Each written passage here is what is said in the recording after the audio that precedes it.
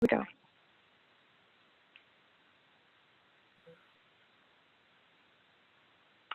Welcome, everyone, and thank you so much for joining us for today's webinar as a part of GLR Learning Tuesdays webinar series.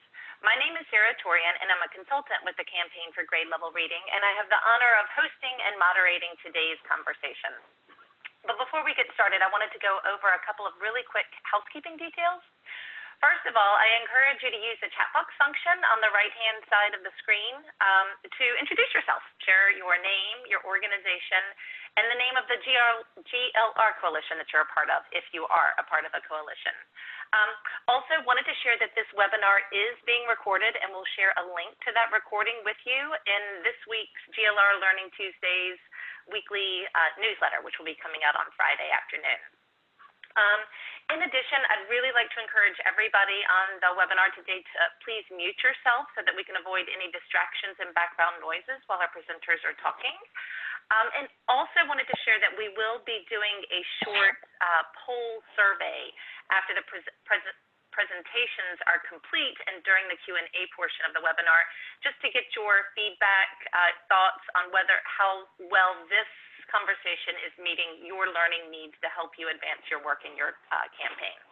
And then finally, I invite you to post any questions, any kind of takeaways or ideas that this conversation and these presentations spur for you in the chat box on the right-hand side of the screen, and then we can follow up on those during the Q&A portion of the webinar. I'd also like to share a little bit of background about GLR Learning Tuesdays. As you can see on the screen right now, we've got a number of great sessions scheduled for the coming weeks, same day of the week, same time of day, and we're hoping that this regular schedule will give us the opportunity to bring to the GLR network a more predictable and reliable set of learning opportunities, and so you can know ahead of time when and how to log into these regular conversations. We're going to continue using the webinar format as a portal to access and explore the best science, ideas, programs, and we expect that these conversations, we certainly hope that these conversations will continue to inform, inspire, and energize us all with an eclectic mix of presentations with presenters who are bringing their knowledge derived from research, practice, as well as lived experience. So I hope that you will continue to save this day and time and make plans to join us for future GLR Learning Tuesdays webinars. Now, for today's webinar, if we could advance to the next slide, we're continuing the important conversation about reducing chronic absenteeism. We'll have presentations by national leaders in the movement to promote regular student attendance, highlighting the potential in particular of peer learning networks in scaling and sustaining these efforts. And then we'll also be joined by 3 local funders who are advancing this work in their communities. Because we've seen over the past nearly decade, as a part of the national campaign, the critical role that local funders play in this work. They're the backbone for sustainability. They know and can convene all of the local partners. They understand that local landscape, the opportunities and challenges that are there, and they're also well positioned to keep this critical work on the radar screen as school and school district leaders change over time, and we know that happens a lot. Now, our first presenters today probably need no introduction to this group. They're Hetty Chang and Cecilia Leong of Attendance Works. Hetty is the Executive Director of Attendance Works, a national and state-level initiative aimed at advancing student attendance by addressing the issue of chronic absence. Hetty spent more than 2 decades working in the fields of family support, family economic success, education, and child development. And in 2013, she was named by the White House as a champion for change for her commitment to furthering African-American education. Cecilia is the Director of Programs at Attendance Works, where she oversees the development of online and in-person resources, including the amazing data tools and toolkits that have helped countless teachers, principals, and local stakeholders take up efforts around reducing chronic absenteeism over the past several years. Critical to today's conversation, Cecilia also facilitates online peer learning between researchers, practitioners, and consultants as a part of the Peer Learning Network. So welcome, Hetty and Cecilia. Thank you. Hi, Sarah, can you hear me? This is Hetty. I can. And Hetty, I wanted to start with you for today's presentation. I know that over the past decade, Attendance Works has been incredibly successful in lifting up the importance of promoting regular attendance in school as a strategy for both closing equity gaps as well as ensuring that all children meet that critical early milestone of third grade reading proficiency. Can you provide us with some grounding for today's conversation by first kind of defining what is chronic absenteeism and explaining the impact that it has on student achievement, and maybe sharing some of the factors that GLR funders and stakeholders need to keep in mind as they seek to reduce chronic absenteeism? Absolutely. Well, thank you so much for inviting Cecilia and I and Attendance Works to join you. We have such a long history of collaboration with the Campaign for Grade Level Reading, and part of that is because of all the work that we've done. And Sarah, by the way, if you have slides, I'm going to let you move them because I was not able to quite figure out the internet connection from Philly. But I just wanted to say, so one thing about Attendance Works is that the Campaign for Grade Level Reading has been so closely partnered with us to make this happen. And part of what we did together was actually create a national definition of Attendance Works, because before 2010, there wasn't really a known definition. This is some work that we had done where we started really seeing chronic absence as an early warning metric, which is, if you think about it, it's when kids aren't having access to that rich literacy, numeracy environment that allows them to learn. And what we've found and what we've been able to do through so much different kinds of research is show that missing 10% or more of school for any reason, and including excused, unexcused suspensions, really is a sign that kids are off track for achieving academically, starting, with school readiness then into third grade, and it even has impacts later. And if you look at that slide, I think it's 6, that's showing that you really need to count all kinds of absences, excused, unexcused suspensions. This is different from truancy, which is just unexcused absences, or average daily attendance, which is how many kids show up every day, which both can mask high levels of chronic absence. And then if you look at the next slide, it's really showing how if kids start being chronically absent, even starting in pre-K, and it happens every year, by the time they're in second grade, they're actually falling behind their literacy skills. You really can see that they are paying the consequences of not being in that literacy-rich environment. If you look on that same slide and look on the far left, those are the kids who are there every day. And for kids who don't have as much access to high-quality literacy environments, they come in with lower school readiness scores. This is even more the case. And if you look at the next slide, when you see chronic absence in kindergarten, it actually can predict lower levels of literacy in first grade, lower achievement as far out as fifth grade, and in fact can predict being suspended in middle school. So if kids miss too much school in their early years, they might start to improve their attendance later on, but even if their attendance improved, if they're not reading, they can fall farther behind, and then they can actually maybe act out or have other kinds of challenges because we didn't notice and act on this early enough. And again, if you look at the next slide, the kids who are living in poverty are the most likely to be affected because they have the least resources to make up for that time lost on task and are the most likely to face those kinds of challenges that lead to multiple years of poor attendance. And if you can go to the following slide, you can see that, in order to understand chronic absence and address it, you have to look at what those factors are.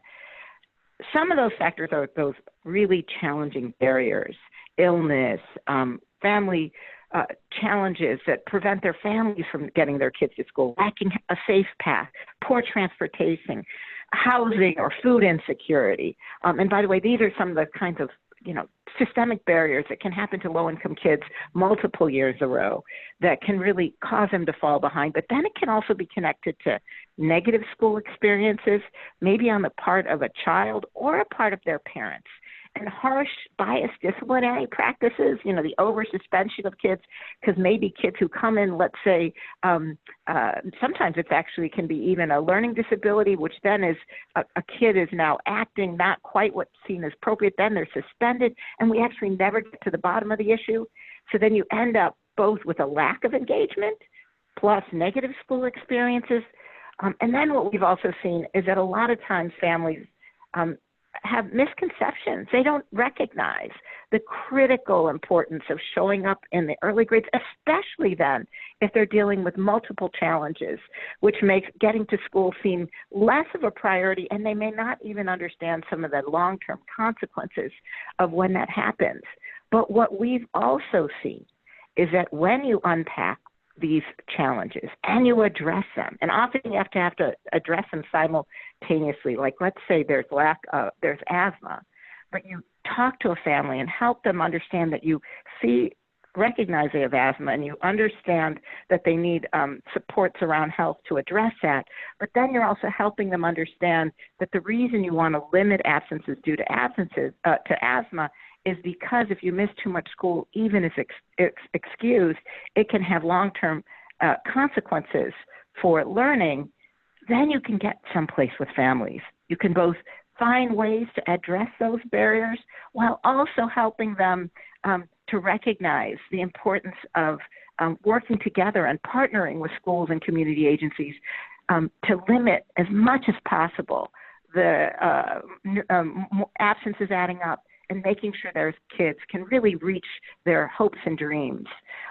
When we see high levels of chronic absence in a school or community, it often means that you need programmatic supports, because it's not just one kid or family that's facing that challenge, but it's maybe lack of health care for a whole group of kids, or it's unsafe paths for a whole group of kids coming from particular neighborhoods. What we know in the end is that how this really can turn around is when we invest in that prevention and early intervention. And when we see high levels of chronic absence in a school or a community, it helps us know that we have to invest those resources into creating engaging school climates, creating positive relationships, making sure that the impact of absence is understood, and then building those relationships so that families feel connected to schools and are willing to both talk about the challenges they face and and we can provide them the supports that they can get there to get to school. If you look at the next slide, what we know is that kids learn when they feel physically and emotionally healthy and safe, when they feel that sense of belonging and connection and support. It's kids and families, really. When they feel and see that where their kids are is academically challenging and engaging, and when the adults and the students around them can support that kind of learning. This is all very much connected to relationships, but when we can put in place these conditions, we can put in place that prevention or early intervention. When we see high levels of chronic absence, it means we have to even invest more in ensuring schools and educational institutions, early childhood programs can put in place these positive conditions. If there's trauma in the community, but you have trauma-informed supports and staff, they can actually help buffer against challenges in the community. If you look at the slide that talks about push and pull of the conditions for learning, when kids and families feel ignored or feel that it's unsafe, or they experience bullying, boredom, harsh discipline, that pushes them out. When they feel cared for, safe, engaged, when this is a place where you can find support for their kids and families, that pulls them in, even when, and sometimes even more so when community conditions are challenging. This is really about, for the country, and again, the campaign and all the campaign communities have been such partners in this.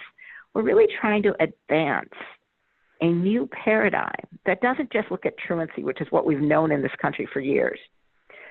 It doesn't just look at unexcused absences. It doesn't just look at compliance with rules or legal or more punitive approaches, but really looks at taking these preventive problem-solving strategies that start with family and community and student engagement, and really understand that the reason we're doing this is when kids miss school, they miss miss out on the opportunity to learn. And if you look at the following slide about taking a data-driven systemic approach, this is what we know systems can put in place when you put it at a community, a district, at a state level, when you make sure we have shared accountability, which we have more so than ever before because of ESSA. Now you have to have actionable data, so you know where those that action is needed as soon as possible, and you have to build that capacity for this positive engagement. And you can use that data to know when do we have to have strategic partnerships to really put all of this in place.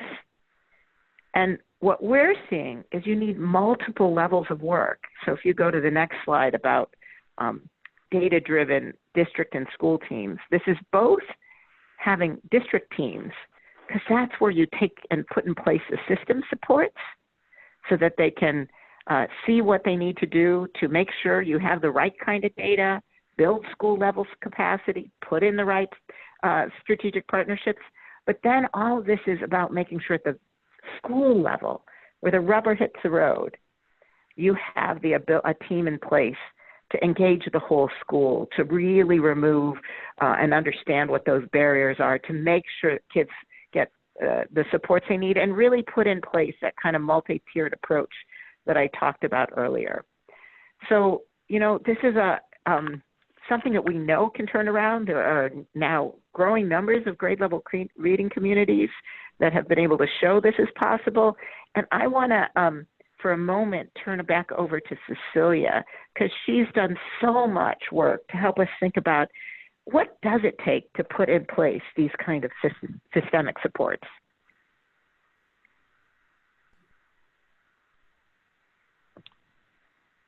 So thanks, Hetty. Hi, everyone. One of the things that we've learned over the course of years working with campaign communities and others is that peer learning is one of the big keys to driving rapid change and improvement of attendance practices and policies. So by working together, schools and districts can compare data, they can share, demonstrate, and learn about best practices, and identify and problem solve common challenges together. And in doing so, they inform the local policy and practices and spread that innovation. It's very much a bottom-up approach as opposed to a top-down mandated approach. Now, in the very early days of the campaign for grade level reading, sometimes it's not a peer learning community right away, but it's individual bright spots, schools showing that the work can be done. And so next slide, please, Sarah. So why a peer learning network or community of practice, which is the other phrase people like to use? Well, tackling chronic absence is actually really quite complicated. When people begin working on it, they are looking for kind of that magic bullet or the simple solution. But it's actually much more complicated than, say, following a recipe to bake a cake, right? There's actually a lot more, as Hetty was alluding to, behind why different children are absent and for different reasons. So the peer learning network really helps groups work together to reorient staff and parents' assumptions about attendance, really gives them time to think about new ways of reporting data to flag when students are missing too much school. It offers an opportunity to work on multi-tiered strategies that emphasize prevention and early intervention, a real shift from how we usually wait until it's very, very far down the road before we do something. And in recent years, as the evidence base has been building, it gives us an opportunity to take what we know works and adapt it to local conditions and think about how to sustain the process. So next, Sarah. So what's involved? There are many variations on peer learning networks. At Attendance Works, when we work with a community, it's often emphasizing multiple group sessions for teams over the course of a year, at least 3 times a year. We in particularly like to drive the action in between sessions with either coaching visits or calls, as well as very structured what we call homework, which are assignments that are designed to take what members learn in a session deeper, so that it's not just head knowledge, but you're actually applying it in a real situation and coming back and talking about how it works. So we do a lot based on data. We really think thoroughly about what it means to implement plans over the course of a year, and what districts and regional organizations and state education agencies can do to support those local school teams. So next. Many of you have been exploring also how to take improvement science concepts of continuous quality improvement, and use them to accelerate the work. And certainly this fits well within a peer learning network, in that it forces a level of rigor in terms of trying, assessing, and reviewing what really works in your community. So at the end of a PDSA cycle, you should be able to adopt, adapt, or reject a particular intervention. And we're really helped a lot in doing this by having new tools such as our attendance playbook, where we summarize some of the best evidence available about what works, so that people don't have to just guess or make stuff up in the break room about what to try, but actually have evidence-based interventions for prevention, tier 1, or early intervention, tier 2, that they can adopt and try. So that's, in short, where we think about peer learning. Just want to end with a short story. You've heard the question, how do you eat an elephant? And it's one bite at a time. Well, that's actually not really applicable to addressing chronic absence. If you try to address absenteeism one student at a time, we'll be fully employed until we're 200 years old. We actually have to work together, work smarter, and adopt the right practices more quickly and spread them through peer learning. So that's, in short, what we've been learning and doing over the course of the last 9 years. And Sarah, this is Hetty. I just wanted to say the other thing I want, I'm so excited about this webinar, because this is all showing that reducing chronic absence is something that you have to be committed to over time. You have to adapt it to your local conditions. And really it is the particularly local funders who have been essential to making progress on this. And I'm so excited that you have a group of stellar local funders that I'll let us get to right away. But because they're so positioned, both with the ongoing interest, but the connections, as Cecilia had said, you got to kind of find the right partners to do the work and make sure that it's happening in the right way. And local funders are particularly well positioned to do this work in a thoughtful way, and then make sure that the bright spots that you develop can inspire others. Thank you, and Cecilia. And Hetty, that was a perfect segue into this next portion of today's conversation, because that is true. Local funders are really critical in driving this work forward, and we are so excited and happy to have 3 local funders with us on today's call. We've got Jim MacDonald, who is the Chief Investment Officer with United Way of Greater Kansas City. We've got Beth Duda, the Director of Suncoast Campaign for Grade Level Reading at the Patterson Foundation in Florida. And we're also joined by Don Gerundo, who is the Director of Education and Children at the Valley of the Sun United Way in Arizona. So welcome, Beth, Don, and Jim. Thank you for joining us today. Thank you. Thank you. It's great to be a part of it. Great. Well, so I thought we could start this next portion of the conversation drilling down into the local area by exploring what actually spurred your foundation or your United Way to get involved in addressing chronic absence, and what were some of those first action steps that you took?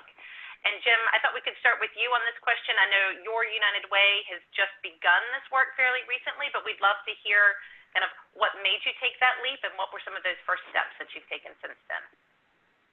Sure, yeah, I'd be happy to get the conversation started. So our United Way, I'd say over the past decade or so, has increasingly been engaged in community in a much deeper way than just as a funder of programs and organizations. And so we have either been partners in or taken the lead in a variety of community-wide initiatives that try to take kind of a systemic approach to the work. And in this current year, we've been in the process of sort of sunsetting a decade-long initiative around quality out of school time, and really handing off the work for kind of a more sustained, continuing approach to one of our lead partners, the Kansas Enrichment Network at the University of Kansas, which is here in our community, and been looking for something to kind of follow up from that initiative. And we're really taking the cues from our national organization to get more engaged in educational outcomes, education being one of our three major pillars of education, financial stability, and health.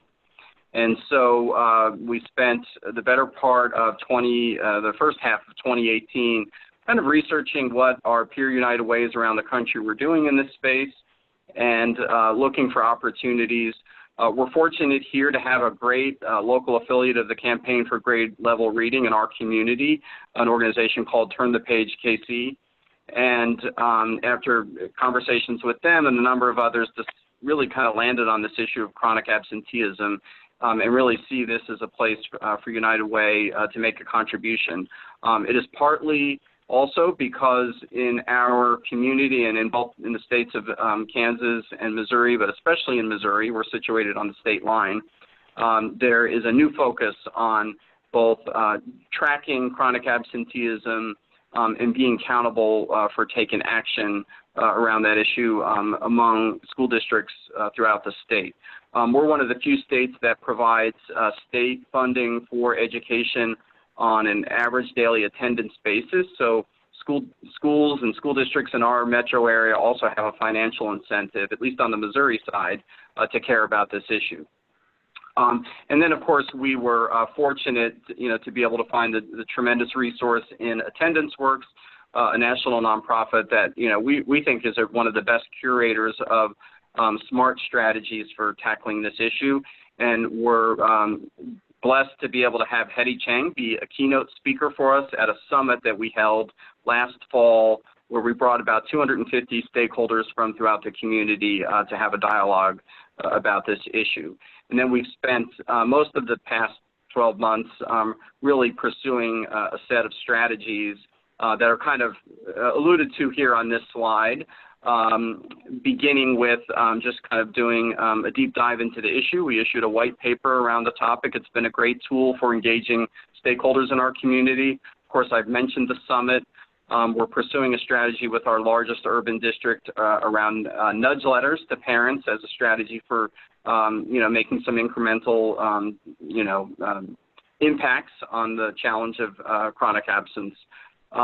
And in recent weeks, we've been in the process of launching a deep engagement with one of our area urban school districts around preparing and deploying attendance teams within each of the school buildings in that district. And we're fortunate to have partners in Attendance Work in both delivering that training and providing coaching and follow-up supports. Great. I'll pause there and let my colleagues chime in. Thanks for that, Jim. Now, Beth, I'd like to turn to you. I know that the Suncoast campaign has been involved in this work for a longer period of time. In Kansas City, they've just started in the past year. Can you also share what led you and your partners to tackle chronic absence and how you first got started in that work? Absolutely. We started our regional campaign in 2015. We had two communities, Sarasota County and Manatee County. neighboring counties that shared media markets, but each of them were working their campaign for grade level reading plan a little bit differently. The Community Foundation of Sarasota County leads the work in Sarasota, and they have a 2-gen approach. Then they were concentrated in 4 schools. In Manatee County, because of some new Title I funds, they decided that their entire campaign effort would be based around attendance in every school in the district. So there was some confusion in 2015 about what the campaign for grade level reading was and how it was working in the area. That's when the Patterson Foundation stepped forward and proposed that we take a regional approach to the work, letting the Patterson Foundation be an accelerator for best practices and things that could happen in more than one county at the same time, while each lead partner continues to do county-specific work in their county. So in 2015, we started the regional approach with 2 counties. We now are a 4-county coalition. We've added Charlotte County and DeSoto County to our work. And attendance was one of the very first things that we decided to focus on. It was a way that we could bring the campaign for grade level reading beyond the 4 focus schools of the Community Foundation of Sarasota County, and was something because Manatee County was already involved in all of the schools, we were able to help guide them to some of the Attendance Works resources and get some common messaging going in first 2 counties and now the 4 counties. So we do every year do an attendance awareness poster contest. On the screen, you can see one of our local baseball parks, Lecom Field. They were kind enough to put the winning posters up on the big scoreboard, and we were able to celebrate the winners of the campaign for grade level reading attendance awareness poster contest at Lecom Field, as well as some of the other spring training baseball fields here in town. The attendance awareness poster contest was designed to really be tier 1, to just give some common messaging for awareness, to give the schools a direction and some support in sharing attendance messaging with their educators, with parents, and with the students. But over time, we've realized that there's a need for even more. One of the first discoveries that we had early on with our attendance works, we were asking for some data from our school districts. And in my estimation, we're waiting a long time for the data. And when I shared with one of our assistant superintendents that it just seemed like we were waiting a long time for the data, she shared with me that she too had a lot of data requests in and was waiting a long time for her data requests. And that it led us to discover that it was a capacity issue, that it wasn't an unwillingness to provide the data, it was just they didn't have the capacity to honor all of the requests. So at that time, the Patterson Foundation decided to fund a data tech position in our biggest counties, and we have a data sharing agreement and an MOU with the district that when the campaign has a data request, that comes first. And if we don't have a data request for that position, that the districts can use that position in any way to advance their work. And as a result of that, we have a pretty impressive attendance dashboard that's open to the public in Sarasota County, and many other things that are happening in other counties as well. Great, thank you. That's a lot of work that's taken place in a short amount of time. Now, Dawn, we wanted to transition to you. Can you tell us how this work began for you and your partners in Avondale, Arizona, and surrounding area? So yes, thank you. Very much to the same lines with Jim, at our United Way, we are not only a funder, but we are driving multiple initiatives around education. one being our STRIVE model that sits in the footprint of the Phoenix metro area, and then a lot of work with our campaign for grade level reading. And in Arizona, that falls under Read On Arizona.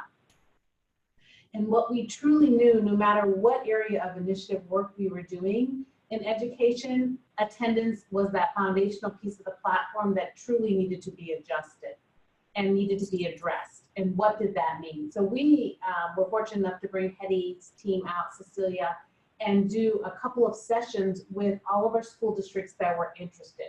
So we went across our whole county bringing awareness, because truly that's one of the beginning steps that it took.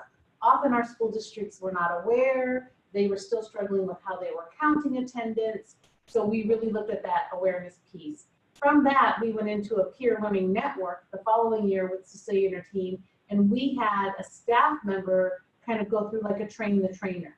So while Cecilia's team came out and met with individual schools that expressed that next level of interest, we had a coach that was going to go work one-to-one with those individual schools. And as we continue down the area, this area that I'm going to spotlight around is our campaign for grade level reading work under Read On Arizona, which is called Read On Avondale.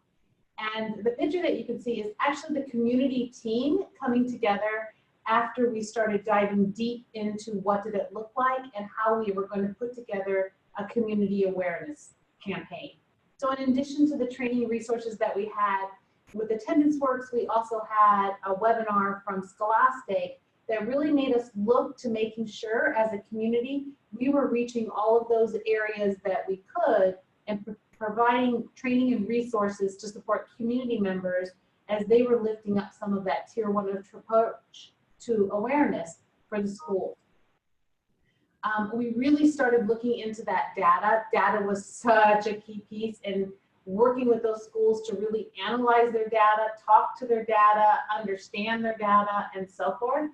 We had the school district have one school bite off to be the pilot program. And then what we realized from that point was there truly had to be a policy change. We had to customize the form to meet the needs of the district. And we really had to start diving into what those tier approaches were, as well as bringing on community members to go deeper with us, which we have our local public housing that now has attendance moms that get children to the bus. And they are now interning at the school districts this year to do some robocalls or personal robocalls to families while getting some on-the-job training. So that's been exciting to us. And then making sure that while we did the policy changes with the school district, it brought policy change awareness to the team, the community team that's supporting Read On Avondale, because we were getting questions as well. What was the big push? Why was this so important? Why was the community behind this? Did it really matter? So we had to make sure that all of those things were in place as well as just diving into the work. Great, thanks. It's interesting how data seems to be coming up again and again in these conversations, and as well as kind of figuring out how to support districts and schools in doing this work. So staying with Dawn for the second question, as your efforts have evolved over time, what are you doing to build local capacity to sustain this work, and also to look for opportunities or create opportunities for schools and school districts to learn from each other? What are you learning about that? So to sustain this work, we are bringing it out more out and so forth into the community to help support that. Because as we continue to leverage the resources around our community, we have now freed up more capacity within our school systems. So as you can see above is the goal setting and monitoring, and that is the work of the district, where they are actually customized the form that they worked with us from Attendance Works to make the needs work. They set district goals. So remember, this has been a process, as I shared, through multiple layers. So this is about year 2.5 when it came in and said, wow, that one school that piloted is showing such a huge difference. What are we going to do? And it was the superintendent that sat down and said, the policy's now changed. We're all going to set goals together, and we're all going to monitor together. So this has now become one of those topics at every principal meeting that happens once a month. And as you can see, they have their goal, and that was to move from 12.4% of chronically absent in the district at large in 17, 18, and that was all the way from K through 8, because of course the district is looking as a whole, not just our K3 that we look at within. The other piece I do want to add is in Arizona, they're only reporting in 1st through 8th grade. K is not reported, but I convinced the district that while they didn't have to report it, they should still be targeting kindergarten as well as pre-K, and we are, but we don't have to report that piece. But the goal was to get it down to 10% by 18, 19. So you can see how they kind of went through with their goal, with their communication, what did that look like, district-wide, and remembering the Read on Avondale community as a whole was on the back tail, supporting them through a whole campaign of awareness to kind of lead that through. And then teachers. What this has led to now is what we call our acceleration zone, because Avondale has accelerated in this process and going into systems change. We are now asking the other 2 districts within the community to accelerate with us and adopt this on. So there are all kinds of pieces that are coming together, but it's like one step at a time and keep pushing forward with new and intentional goals. One of the things that you'll see here is as they're counting the total number of students with the absences and so forth, the teachers are now actually counting how many students are receiving tier 2 and tier 3 interventions. So that's the next layer that you will see that we've moved to down this line in gathering. We've also been able to engage some community leaders, such as our local fire department, to even help us out as some of that tier 1 approach. The more we can take off the school district, the more they have time to focus on these tier 2 and tier 3 interventions. That's great. Interesting to see the different ways that partners are engaging in this to make it really a community effort. Beth, in your previous answer, you shared one of the great ways that you've already begun building capacity of local school districts by investing in that data position. But what other opportunities have you seen to build local capacity and leverage peer learning inside and across school districts? Well, you know, I echo a lot of what Dawn has already said.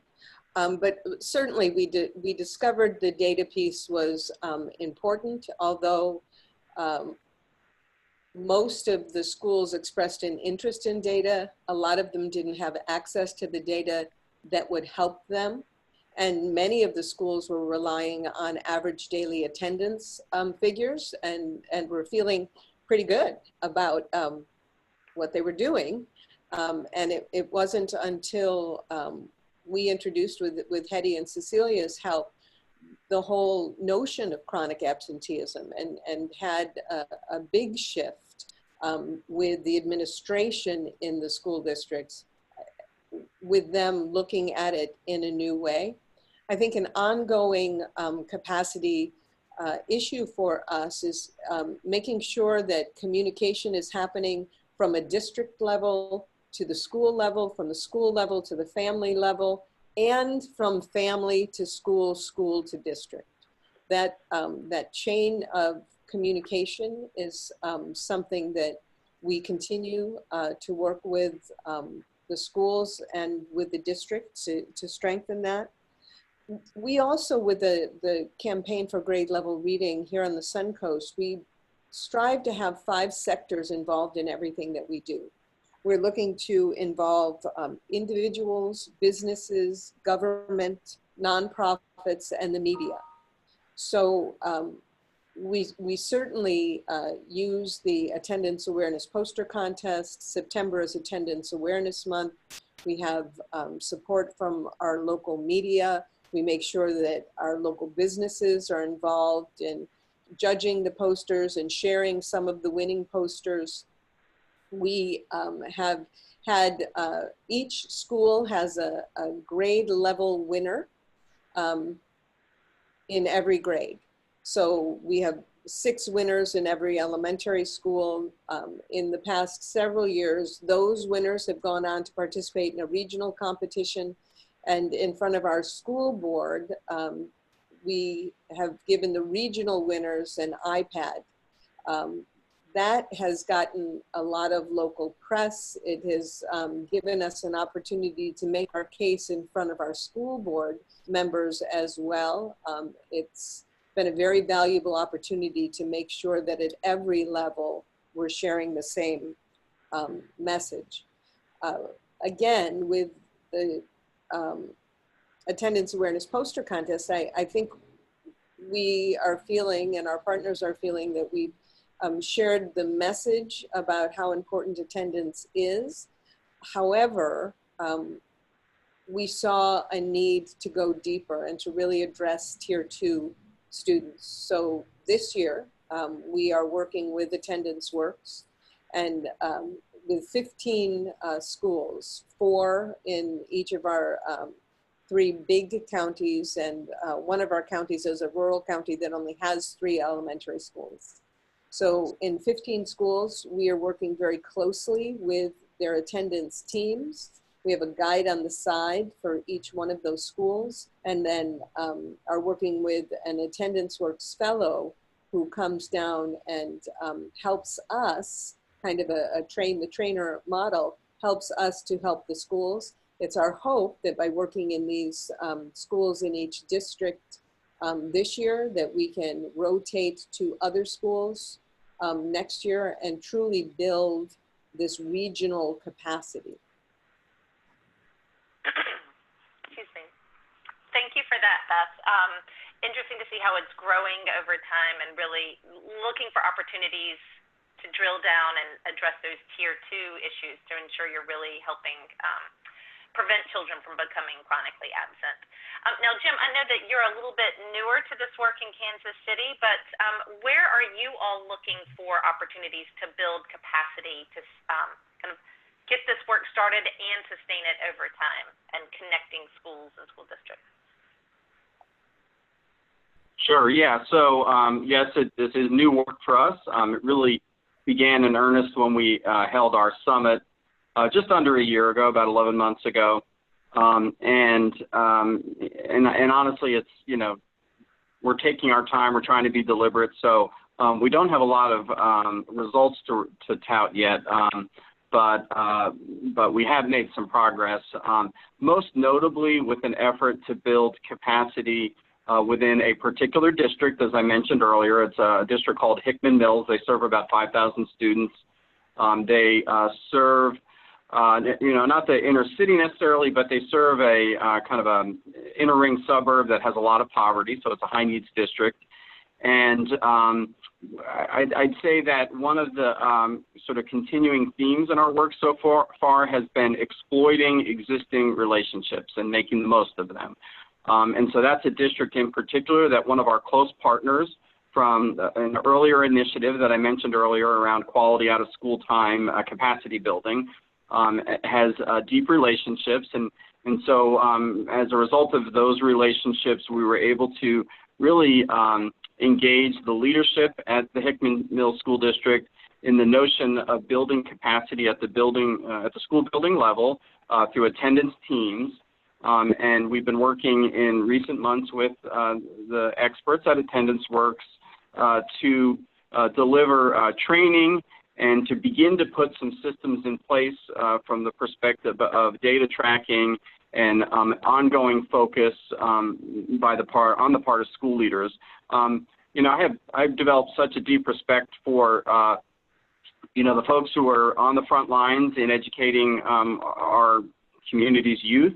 And I've learned enough to know that it's not a skill set that I personally have, and so I'm deeply grateful that so many folks do. And these folks who are on the front lines have so many things that they have to be dealing with in addition to educating our community's children on a daily basis. So we're finding that it's helpful to have kind of that third-party resource in the community to be lending a hand and helping to keep those school building leaders focused on this issue. And so that's kind of the template that we're trying to put in place. I have some local folks who are working side by side with the folks from Attendance Works to build local capacity, just in terms of having you know, a few folks on the ground who are knowledgeable about the model that we're using and who are gaining some experience in working with school building level folks. And we've begun a conversation around what institution or institutions within our community, you know, can kind of have this capacity over the long haul. Ideally, every school district would, sort of make a commitment to it and build the capacity internally, and we'll be looking for those opportunities. But when they don't have that that sort of motivation or that the ability to build that capacity internally, we're thinking about what are the institutions within our community, where we could help sort of build that capacity and have it there on on an ongoing basis. And we're just starting that conversation, but here in Kansas City, or within the state of Missouri, actually, we have this thing called the Regional Professional Development Centers, who provide resources to local school districts on a variety of topics, providing professional development and training opportunities. And so we'll be approaching that entity to explore whether building capacity around measuring and tackling chronic absenteeism might be something that's compatible with their mission. And then we'll be looking to other institutions as well. We have a little bit of a precedent in this work in that we found a terrific partner within the Department of Education at the University of Kansas a number of years ago when we decided to tackle the challenge of promoting quality within out-of-school time programs. So that's a little bit of a template in terms of how we'll approach that work in building local capacity. The last thing I'll say on this topic is that we've been working very hard to foster relationships not only within the area school districts, but also finding key allies within the nonprofit community and within the funding community. So we're fortunate to have one of our major funders in the community on issues related to education on board as a partner in this work, so that we're not trying to do this on our own, because United Way certainly doesn't have the resources on its own to build the kind of capacity that we're striving for. So another theme that seems to be coming up in these conversations is enlisting unusual and usual partners to really take some of the weight off of the schools, and also to take some of the weight off of kind of the conveners like the United Way, like you're saying right there, Jim. Yep. Now I'm wondering if you talked about a lot of success so far, all three of you. I'm wondering if you could share what some of your biggest challenges have been to date in your efforts to address chronic absenteeism and how you responded to those challenges. And Beth, I think we were thinking we could start with you for this question. Sure. Well, I think as we are digging a little deeper, the slide that's up right now is showing the schools that we are working with this year with their attendance teams. I think one of the things that we've discovered, even though we've been working in the space since 2015, sharing our messaging, getting the message to the front lines is a challenge. We can have great alignment with our lead partners. We can have great alignment with the school administrators. But we've discovered that not all of that messaging has really gotten through to all of the teachers or the paraprofessionals in the schools. So we are undergoing some re-education right now. Now that said, we've also discovered that in some of the schools, the messaging has been heard loud and clear, and they've been doing a great job. So I certainly don't want it to give the impression that it's everywhere.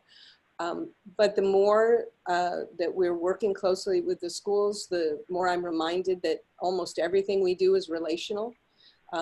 Making sure that we have strong partnerships, not only at the top of an organization, but that we are consistently reaching out and trying to connect with the people who are working on the front lines. And our lead partners are doing a fabulous job of working with the parents that we are most trying to reach. The Community Foundation of Sarasota County, United Way, Suncoast, United Way of Charlotte County, they have really taken it upon themselves to get to know families and to be able to gather information and then pass that information along so that we can strive to do a better job in alignment and making sure, again, that we have alignment not only at a district level, but at a school level, at a family level, and at a community level, and to make sure that that communication is two-way. That's great. Dawn, what have been some of the biggest challenges that you faced in your work to date? So I would say, to be honorable of time, this work takes a lot of time. It is, you know, at the very beginning, and Cecilia remembers this as well, we talked about it earlier. One of our vice principals, he came in and stuff, he was voluntold to be there. But the power of impact, he came back 5 months later and said, I volunteered and I brought friends with me. And then it was 1.5 years later when their school scores were a B and the principal's upset. He says, you know, that United Way lady kept talking to us about this attendance. We would have gotten an A. And so they got other schools to pilot it. And even when we did the systems change and all principals were required to talk and review their data together, there was still a true struggle within some of those principals. So it was interesting at the midpoint of last school year, so this is January to January, the superintendent had their data, pull it up and give them a look to where they were at from the year prior to. So you can see in most instances, the attendance had gone down. In some places, quite dramatically. I mean, look at Desert Thunder to where they were at, to what was going on. So it kind of revised and gave them that level of hope that this was going in the right direction. I want to point out Michael Anderson because you notice their attendance was actually a little bit higher than it was before. And this is the one I'm going to highlight for you is Michael Anderson. So this school sits at 94% free and reduced lunch. So there's definitely a social economic impact at the school. They were a B school. This was the same our vice principal that commented he was voluntold. So you can see in 2016 where they were at, the slope kind of went together a little bit in 2017 when it went up, but the district did a whole bunch of district changes, realigned the district. So there was a lot of things happening. And that's when he sat down and said, we've got to do something. I went to those 2 seminars, we're going to move it. So look what happened between 2017 and 2018. If you notice the great dip in the attendance and the nice incline on the reading scores. They maintained their attendance, and mind you, when they looked at it before, they were the highest. So they really kicked it into gear the second half to be able to maintain and look at the gap or the increase in reading scores and keeping that lower attendance rate. So, and they actually were honored in A school this year. So they are very excited, very content, and they're pushing attendance even harder than before because now they have impact that directly relates to their school. While we have lots of research out there, I would have to add to you when it relates directly to their school, it just motivates them even more so. There was another district that dropped by almost 50%. They were down to 5. The overall goal that I showed you that the district had when they did the systems change, they were at 12.74. They came in a little bit under 10%. So they came in, I believe it was 11.87. So they were very close at meeting their goal last year. So the district as a whole is extremely excited. And while it resides over multiple cities, all the mayors are on board. The other 2 districts that I had shared with you that we are really encouraging them to join with us have now proclaimed Attendance Awareness Month, and they are kicking off and looking at some of the same measures and how to incorporate that in. So I keep saying it's baby steps because it takes a long time. But when you start to see results like that, it makes every into this initiative worthwhile, because if we can get our children in the seats, it's much easier to change those score levels. That's great. It shows how those baby steps can add up over time when you can actually cover a long distance if you keep going with the baby steps. Jim, what about you? What have been some of the biggest challenges in your work to date, and how have you thought about overcoming them in Kansas City? Sure, yeah. So I've mentioned already that we're working with a district around building attendance teams within the buildings, providing training and coaching supports. And I think one of our major challenges with this district is that it's a high needs district, both in terms of the demographic that it serves, but also in terms of resources.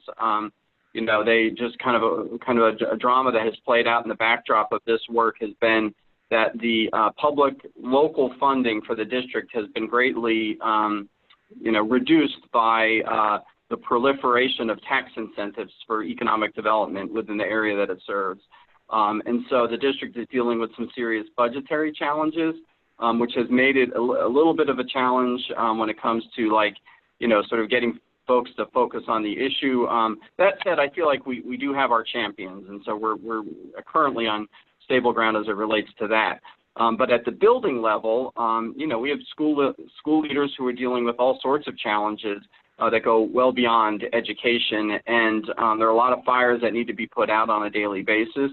So really getting them to commit the kind of time and energy needed to focus on building a district-wide kind of systemic approach to focusing on attendance, and really shifting the mindset. This is kind of a separate problem, but a related one, shifting the mindset, you know, kind of away from sort of the ways that districts sometimes look at the issue of truancy and the kind of punitive approach in engaging parents, and shifting toward a more sort of positive and supportive approach, both in terms of how they think about the challenge, but also in terms of the strategies that they choose to focus on.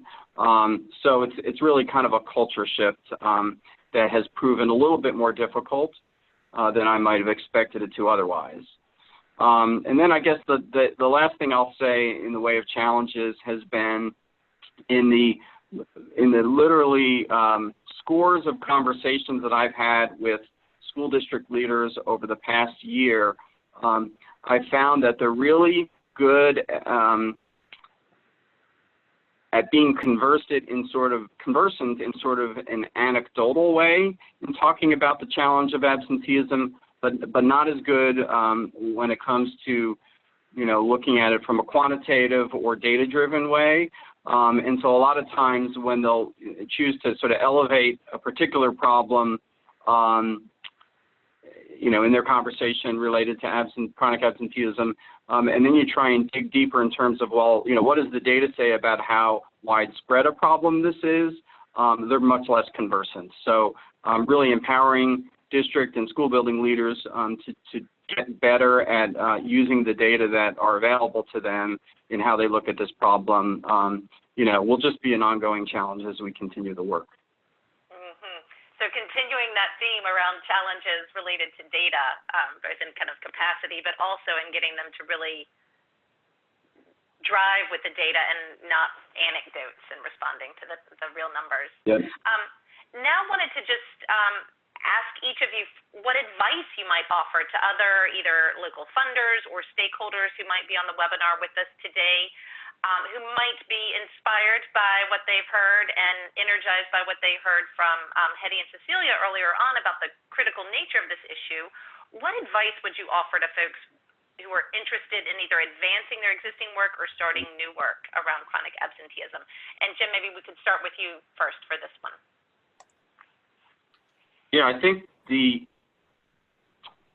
maybe the best advice I could offer is the importance of accumulating allies in the work, and then amongst those allies, really finding who the champions are and developing strong relationships with them. Oftentimes, perhaps even before you figure out, you know, how you're going to maximize that relationship. And so I'm continually keeping track of the people who strike me as passionate about the topic, knowledgeable of the topic, who are, you know, using a variety of approaches to deal with the challenge. And even when I don't have a particular way to engage them at the moment, you know, I'm fostering those relationships so I know who to go back to when I'll have an opportunity to engage them. So really just building those allies, both individual and organizational. Again, one of those great assets or strengths of local funders, knowing those partners and potential partners. Beth, what about you? What advice would you offer to folks on the webinar today? Well, I think certainly the reliance on data, and I think there was a slide that had some of the data from our schools. Yeah, so we provided this for the schools that we're working with.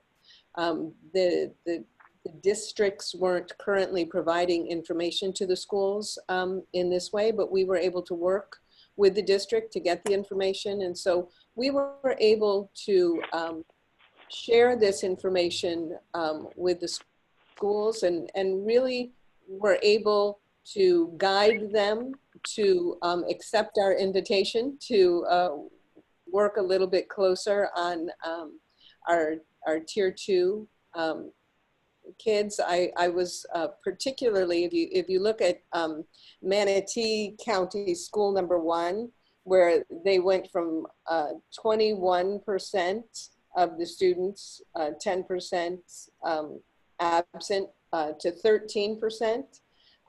I was so pleased that they accepted our invitation, because they, while they're pleased with their progress, they know they can do better.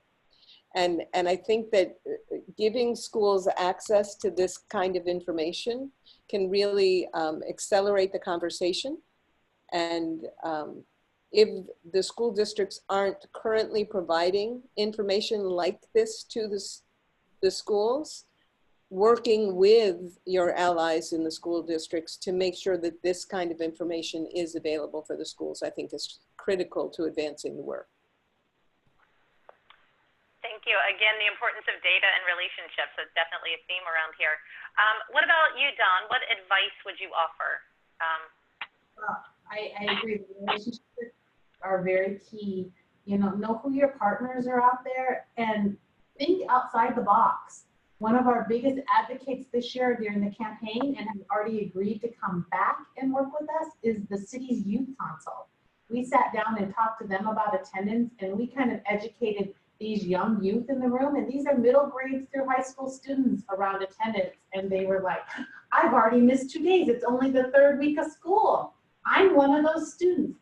You know, that was powerful, because then they came back and said, we can help our friends, and I've got to make sure I get there every day. So interesting enough, even all of our high schools had it plastered across the boards this year. Avondale attends school every day. What does that mean? So I always say, think outside the box. You don't always know who your audience will be. You might be able to build a new advocate for us.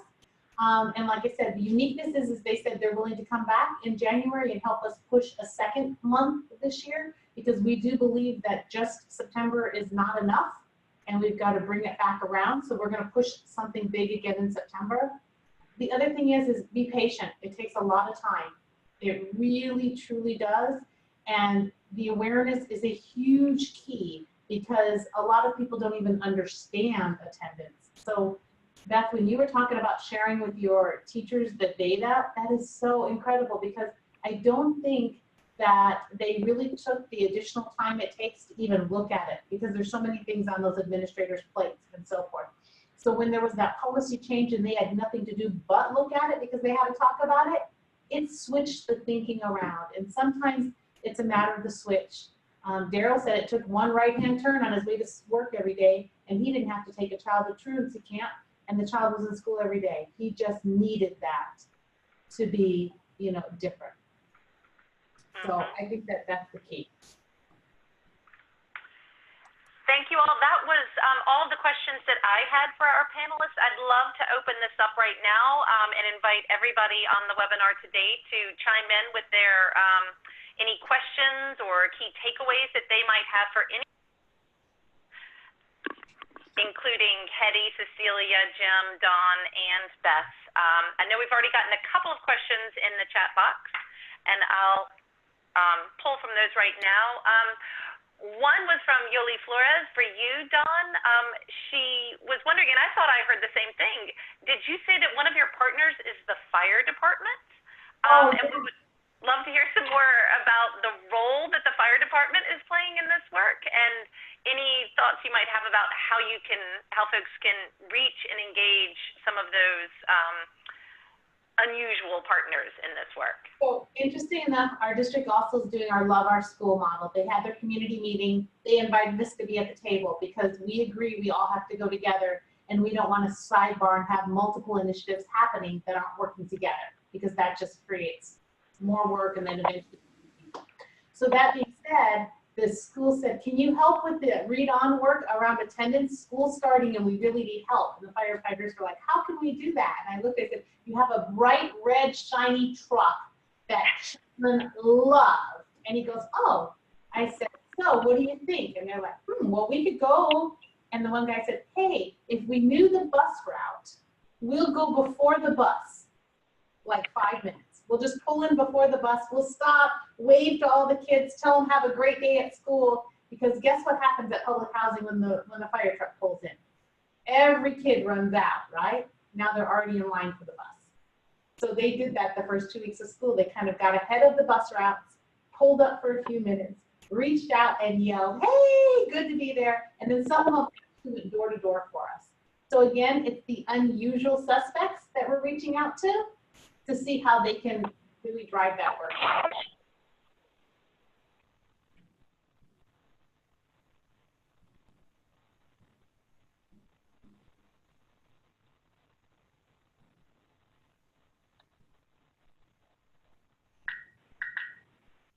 Sarah, you're muted. Sorry, my apologies.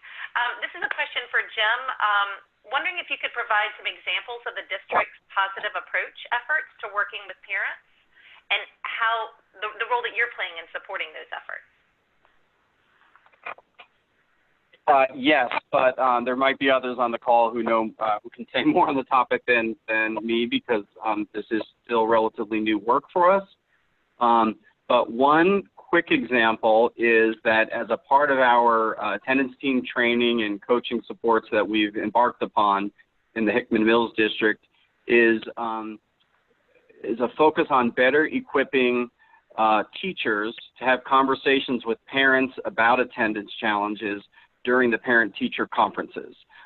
So we've gotten a sense that in many places, it's a topic that doesn't even come up in a parent-teacher conference, even when it's a challenge with a child.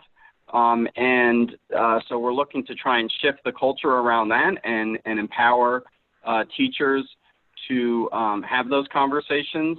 And part of that just gets to the very basic level of empowering the teachers to have difficult conversations, because it's probably a tough, it's even probably harder than talking about a child's performance as it relates to grades or even behavior, because it touches on a host of issues that go beyond education and that go to the very, heart of what might be going on in a family or a household.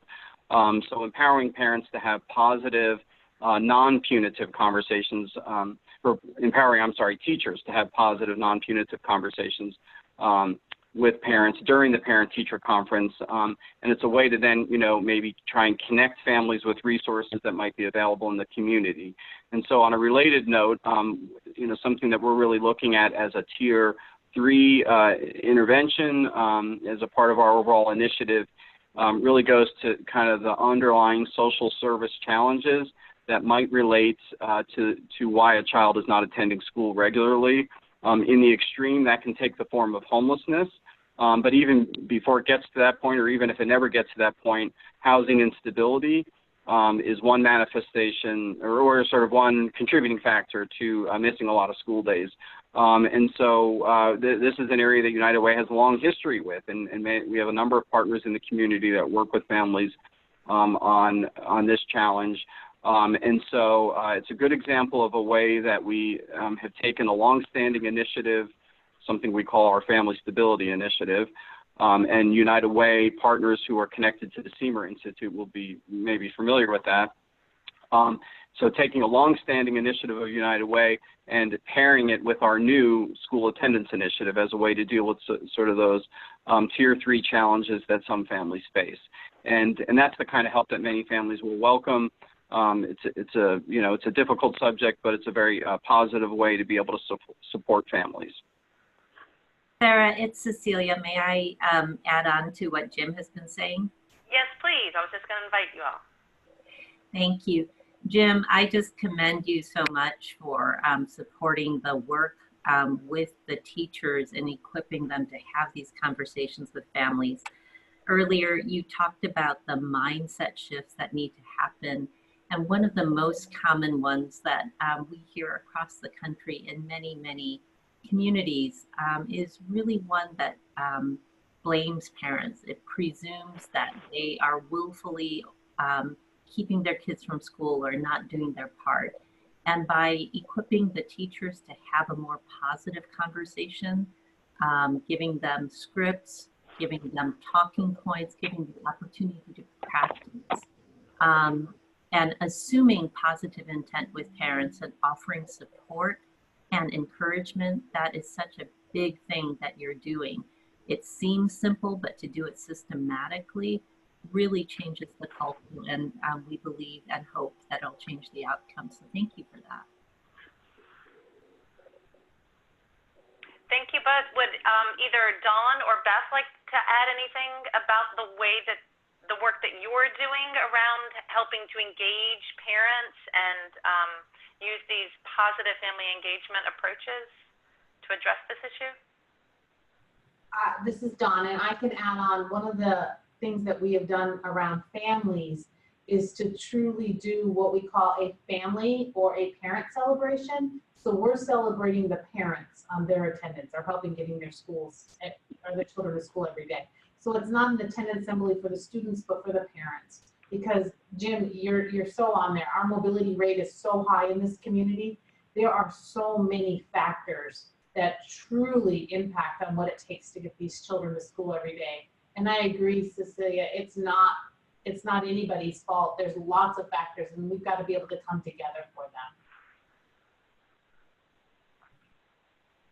And this is Beth. I agree absolutely with everything that's been said. I would like to stress that it isn't just schools. That as we look at involving all of the stakeholders, it's really a community issue.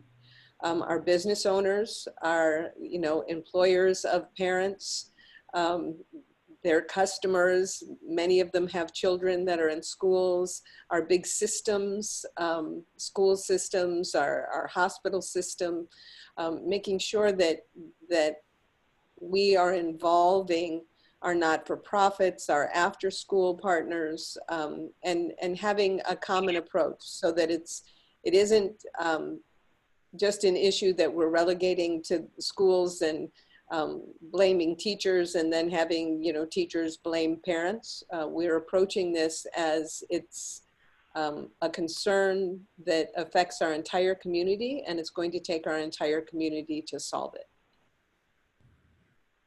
Very important point. Thank you. I hope everyone has noticed that the poll just popped up on your screen. Again, I welcome you to take just a couple of moments to respond to these 5 short questions so that we have feedback to guide our planning for future webinars. Also would welcome anybody that either has some questions that they'd like to ask any of our panelists today, or some insights or anything about the work that you've been doing in your community to address the issue of chronic absenteeism. I invite you to either chime in on the chat box, or you could raise your hand if you wanted to share some insights or updates about the work that you're doing, and we can unmute you so we can bring you into the conversation officially as well. Sarah, this is Hetty. Yes, could I also offer something? So one, I wanted to mention that in the caring conversations that we're helping Hickman Mills to use, it's a process also of starting with really learning about families' hopes and dreams. And I want to also say we really, I think, took that tactic and tried, even though it's not quite the same nor as in-depth, to take that model from, if you look at the parent-teacher home visiting model, which is also another model for really engaging families deeply. And it's starting actually even before kids are ever chronically absent, but maybe you have a school with high levels of chronic absence, and you really have teachers visiting homes along with another person in the school, and starting with the conversations about kids' hopes and dreams, and really understanding who those families are and building a relationship. And folks may be aware that parent-teacher home visiting is one of those proven interventions that reduces chronic absence. And they even found that a school that had higher percentages of teachers doing the parent-teacher home visiting, even for the kids who didn't actually have that chronic that home visit, if maybe they weren't able to get to all of the kids, their attendance was better. And part of it is because I think when you're engaged in a deep relationship between teachers and families, you're actually changing the way people understand families. rather than blaming, you're understanding what are the challenges they're facing, and you're creating ways so that families will come to other people at the school and get supports for things that might help address those barriers. And I wanted people to be aware of that model, and that model also influenced, I think, how we also think about how you have great parent-teacher conferences, even if it's not the full-fledged kind of parent-teacher home visiting model. And Hetty, that's a great point about parent-teacher home visits with teachers. Wanted to let everyone know that we will be having a webinar in a couple of weeks on November 5th that's looking at the potential of doing virtual parent-teacher home visits, so that breaking down some of those logistical barriers that can make home visits a little bit challenging. This is kind of a new model of how we can leverage technology to help make those conversations and engaging families and building those relationships around attendance and everything else that can support families and child success. So I hope everyone can join in for that conversation on November 5th. And the Parent-Teacher Home Visit Project webinar will be having another webinar about that in December. I think that's December 17th. So save the date for that one as well, because this is critical to this work. Let's see, Jennifer Deemer had a question for you about the white paper that that United Way produced in Kansas City. Wondering if we could get a copy of it, and also a little bit more information about it, kind of what was the audience and what was the approach that you took in developing that? Sure, yeah. Yeah, I mean, really the purpose was twofold. One was to, the process of creating the white paper was an educational one for us. It gave the staff leaders and volunteers here at our United Way a grounding in the issue, just the mere act of creating it. And then once it was created, it became an engagement tool. It became something I could put in the hands of other funders or other stakeholders. It was a way to signal to the school districts that we were trying to engage, that we were serious and that we had done our homework.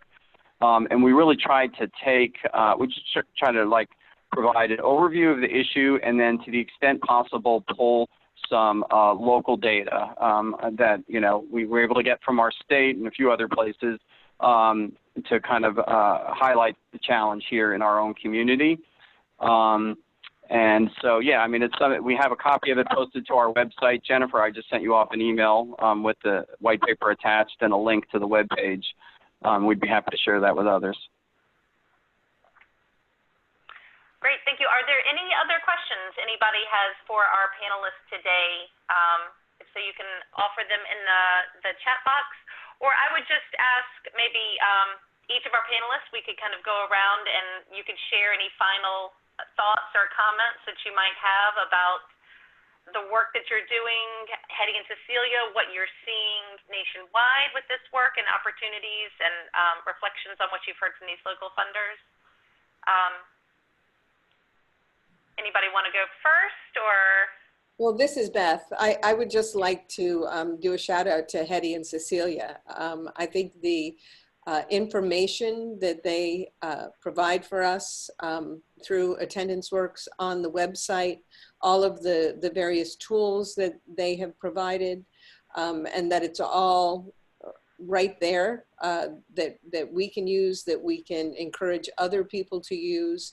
It's just an incredibly valuable tool. And if anyone listening to this webinar is unfamiliar with the Attendance Works website, I hope it's their first stop after the webinar.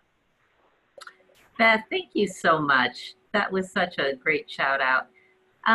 Sarah, I actually want to say that regardless of which of the activities you start with first, and we've heard a wonderful variety from our 3 speakers, it's really important that we can do the work, sustain it, and demonstrate that we can actually reduce chronic absence.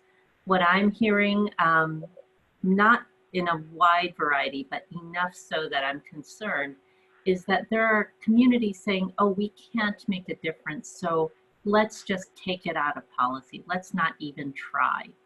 And it's really important that as you do the work and document it and share it, every single success that you show really demonstrates that, yes, we can solve this problem working together, working smart, working over and over the course of the years, whether it's peer learning or other efforts. It can really make a difference. So I thank you for doing that work for the long haul and showing that we can make a difference. Thank you, Cecilia. And very important point, like we've heard from Dawn earlier about how the numbers don't always shift the way you want them to immediately. And so it requires that commitment, saying this is something that's important and we're not going to give up on it, and we're going to stay with this. Any other final thoughts from either Dawn or Jim or Hetty?